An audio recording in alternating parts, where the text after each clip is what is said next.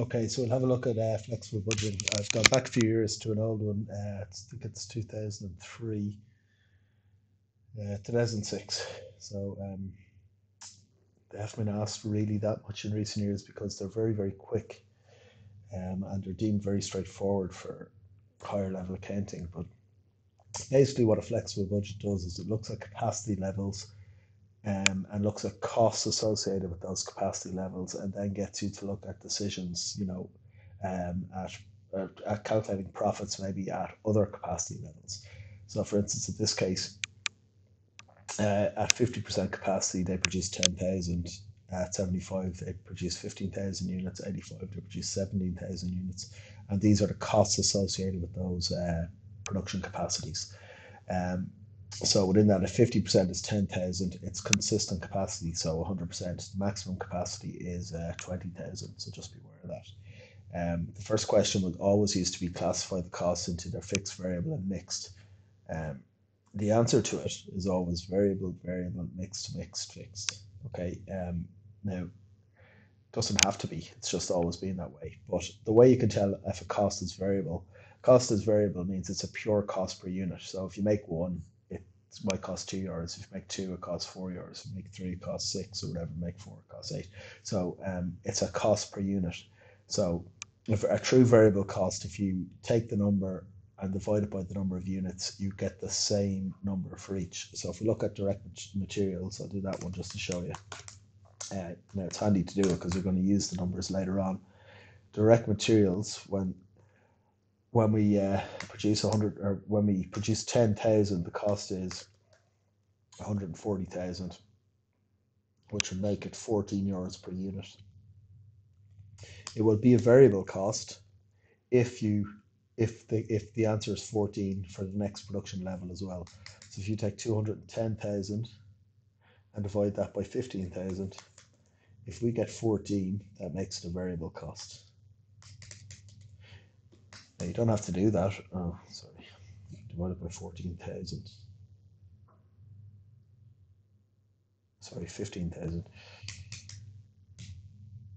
You get 14. That makes it a variable cost. You don't actually have to do that. The answer is variable, variable, mix, mix, fixed. So if you wanted to take a shortcut, you could just write variable, variable, mix, mix, fixed. So we'll just look at the second one just to show you direct wages. If we take 110, divide that by 10,000, you obviously get 11. And if we take 210,000, or sorry, 165,000, and we divide that by 15,000, you also get 11. So that makes it variable. Okay, if we look to these here, just to show you that these aren't variable production overheads.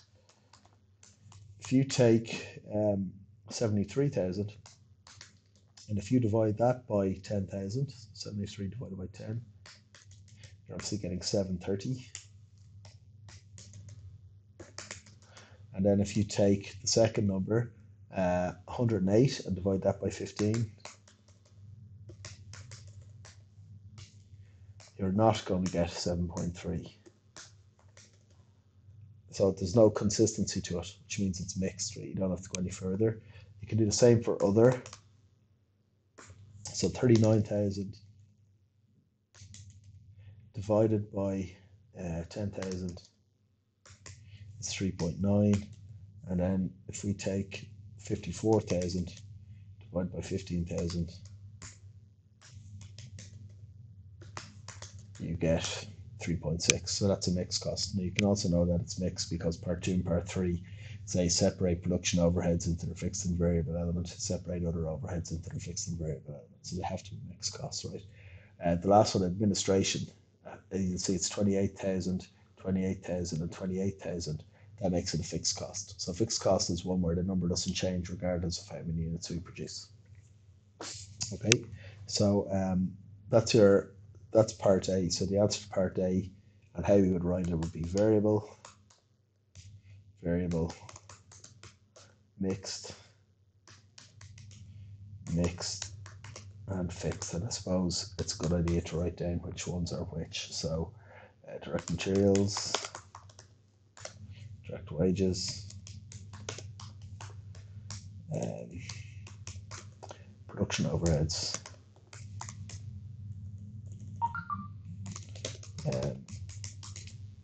other overheads, and admin. Okay, that's then fixed, right? So anyway, that's part one done. Part two is to separate the production overheads into their fixed and variable elements. I explained this earlier on today with the high-low method. So it's basically simultaneous equations, but what we do is we go high, low, and difference. So this is for part B. And you take your units and your euros. Okay, and we're going to compare them. So again, pick any two levels. So I'll pick 15,000, 10,000. So 15,000 and 10,000 units. The cost, there's obviously a difference of 5,000 units.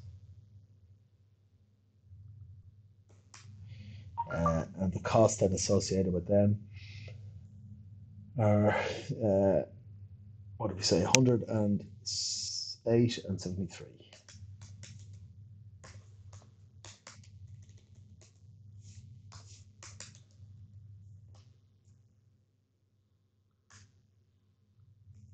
So 35,000. So to find the variable element, all you have to do is divide them into each other.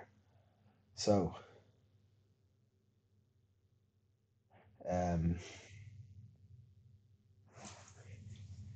we take the 35,000 divided by 5,000, that will give you the variable cost. So 35 divided by 5,000, and that's €7 per unit. And that's your variable cost, right? That's going to be very important. So then to find your fixed cost is total cost minus variable cost. So total cost, your cost can only be made up of fixed costs and variable costs. So if we take that, then our total cost for our production overhead, say we'll take the 73,000.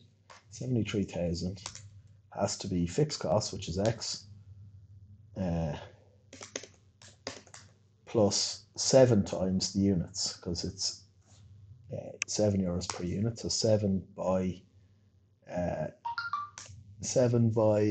10,000 units. So that's 70,000, right? So therefore, fixed costs, or total costs, minus fixed costs, or minus variable costs even, equal fixed costs. So then we've got 73 minus 70.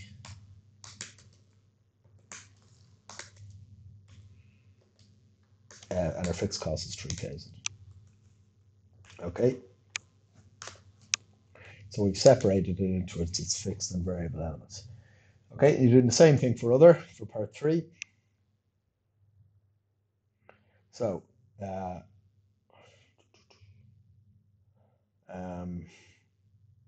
so we're going high, low, and difference.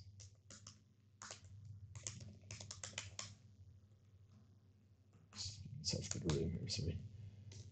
And units and euros. I would take the exact same level, so 15,000, 10,000, and 5,000 as a difference. And for the other ones, it's 54 and 39.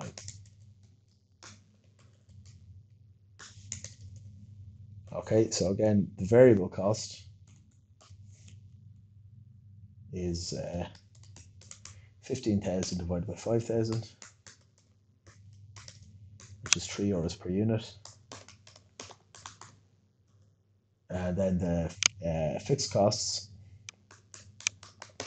will therefore be the total costs.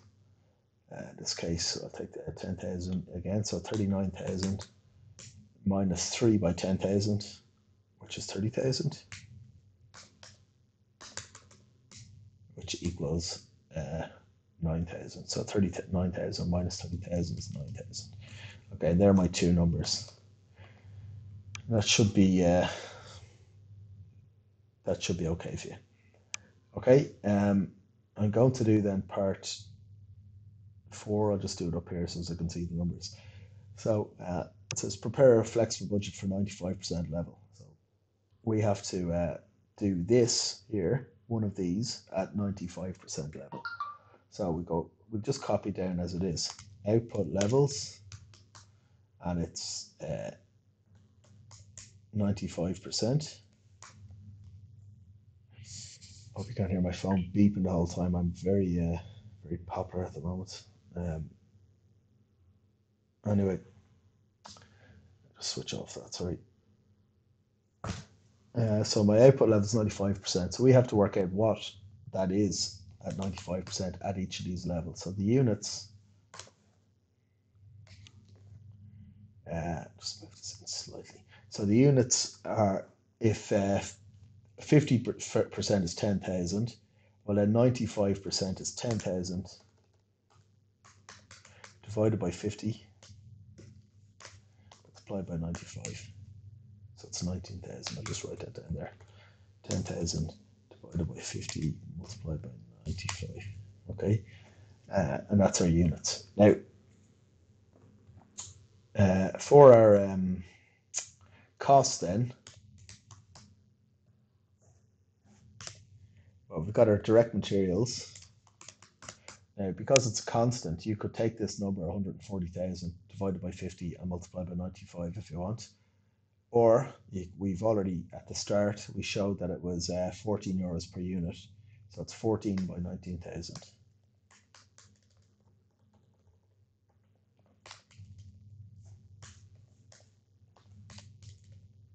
Okay, which is 266.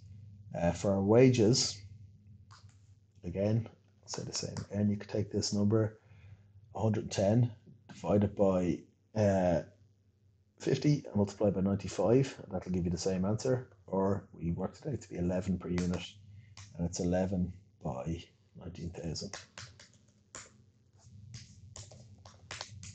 You get the same answer doing it either way. We go our production. I'll come back to these in a second. Our other and admin. We know the admin is fixed, so we just put in that 28,000. And then for our production, we know that our production overheads were 7 euros per unit with a fixed cost of 3,000. So it's going to be 7 by 19,000. And then we will add on 3,000 to our answer. Okay, so it's 7 by 19,000 plus 3,000. So that's 133 plus 3, so it should be 136.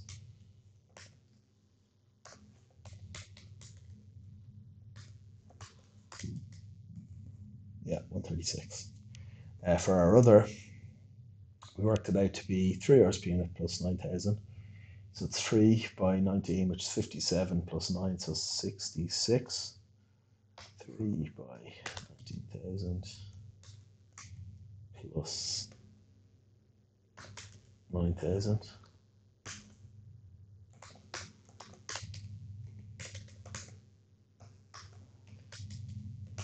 Which is 66. So they're all our costs. Obviously, just be careful when you're adding them up not to add in the units, right? So, geez, every year, including me, by the way, sometimes I manage to add in the units. So don't do it. Right? So our answer is 705,000. That's our total cost. That's that done. Okay. So it's restate the budget using marginal costing principles and show the contribution. So we know, because we just studied marginal costing, that marginal costing principles are you split your costs into their fixed and variable element, and the contribution is sales minus variable costs, right? So we're going to go sales, then variable costs, and then we'll have our contribution and our fixed costs. So what we'll do is write down all our variable costs. So we've got materials and wages, they're completely variable. We have a variable amount to our production and our other.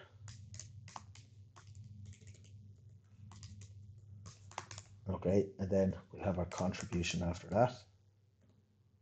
We have to put in our fixed cost then. And our fixed costs will be our production and other. They have a fixed element, and our admin has a fixed element.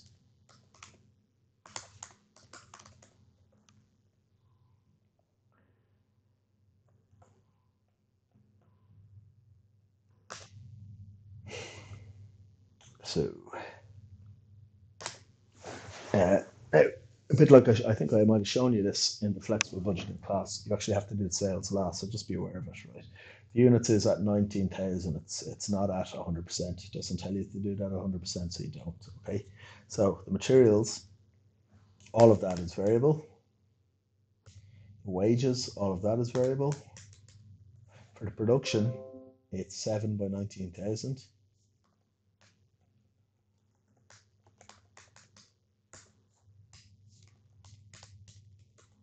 For the other, it's 3 by 19,000.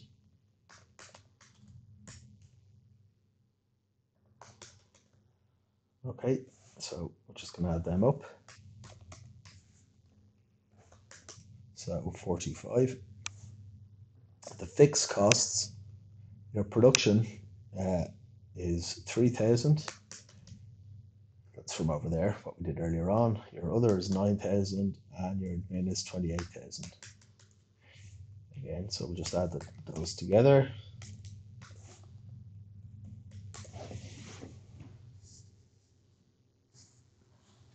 Okay, and that gave us 49,000.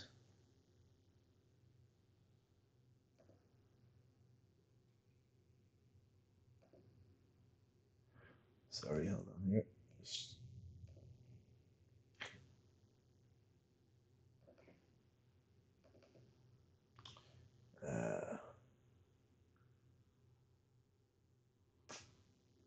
So I'm just looking for something here. Do my calculator. Okay, so just so in total there 465. Just be aware of that, right? And we're just going to use that as a number. You can write that there on down in your calculator. So I was just trying to find the question, how much production was. So profit is 24% of sales. That means that costs have to be 76% of sales. So that is 76%, right? If profit is 24% of sales, well, profit is costs taken away from sales. So the costs have to be 76%. Just be aware of that. So we can find out what sales is, right? So it's 465 divided by 76 multiplied by 100, which is 611,842. And then I don't know, that figure seems wrong, but anyway, if we take them away from each other, you get 186,482, which you would imagine then is a percentage of sales.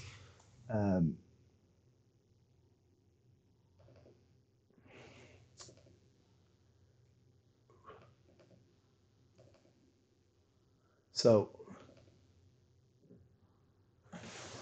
that's it done. I'm just going to check that answer. That just seems completely daft to me that you have that much of decimal place in it. So let me just get my phone out here. Sorry, not that I don't back myself or anything.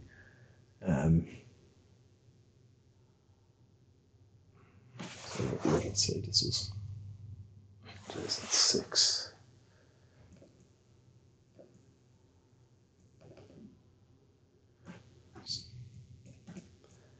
Right, you can see that it is hopefully very, very quick for you.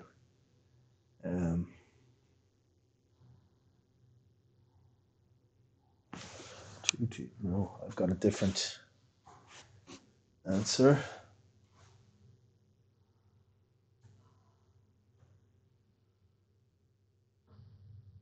So I don't know how I have a different, so much of a difference. There we go. I knew it was too much. That should have been 260,000. Sorry. So that's 659. So then that is 699. So if we take the 699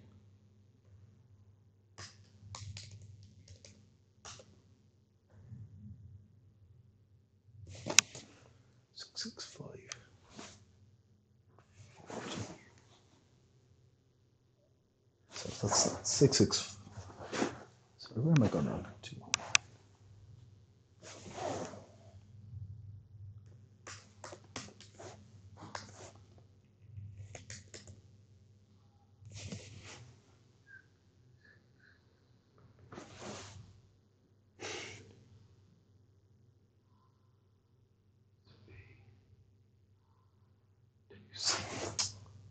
Sorry, bloody hell, I'm going to do 266. There you go. So that's 705. Sorry, that's the type of thing where the type of mistake, as you know, I make all the time, just rushing through questions. So just be careful. So that's 727631 or 632, whatever we're going to go, and then 222 631.57. You can round them up if you want.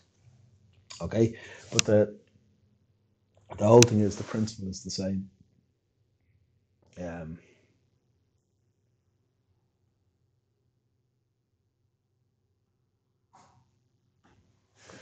okay, so the last thing is what's an adverse variance, right? So an adverse variance is where adverse is bad, right? So a bad variance is where when we're talking about budgeting, an adverse variance is where your actual costs are greater than your budgeted costs. If you expect to have material cost of 12,000 and they come in at 14,000, well, that's an adverse variance of €2,000. Um, so what might cause an adverse variance? So again, it's around direct material, so it's easy to answer. So what might cause an adverse variance? Well, if the price of a raw material goes up over the course of a year, that might cause an adverse variance. If there's a shortage in raw materials and the price goes up, that will cause an adverse variance. If there's a change in supplier due to a business closing down, that might cause an adverse variance. Okay. The last thing then, controllable and uncontrollable costs. So they are what they seem. A controllable cost is one that you are in control of. So they're So we say the people who control costs are the managers of the cost center. So controllable cost is one that's controlled by the manager of uh, the cost center. So for instance, the human resource manager controls the amount that has been spent on wages. So that is a controllable cost. The purchasing manager controls the amount that is spent on buying of goods. So that's a controllable cost. So anything that's a variable cost is automatically a controllable cost. So an uncontrollable cost then is something that you cannot control. So it's outside the control of a cost manager. So something that might be outside the control of a cost manager might be your insurance costs. So you, you can try and keep them as low as possible, but ultimately it's up to an insurance agent to decide how much you're going to pay. Another one might be local rates, for example. So what the council charge you for having your business on a street, that would be an uncontrollable cost. Okay, so that they are as they are, right? An adverse variance is a bad variance where in budgeting where your costs are greater, your actual costs are greater than your budgeted costs. And then your controllable costs, things that a cost manager can control, like your wages. Uncontrollable, something that's outside their hands, like your rates. Okay, so that's your flexible budgeting done for today. So try and get a couple more done over the weekend. I think I've done now uh, today your marginal costing, production and cash, the combined one, and these flexible budgets. I'll get a few more. I want to do the other type of cash budgeting, just in case it comes up, and I also want to show you how to work out the purchases in a normal cash budgeting if they're not given or if they're given as a percentage of sales. So we'll show you how to do all of that. All right, lads. Again, hopefully I'll see you all on Monday.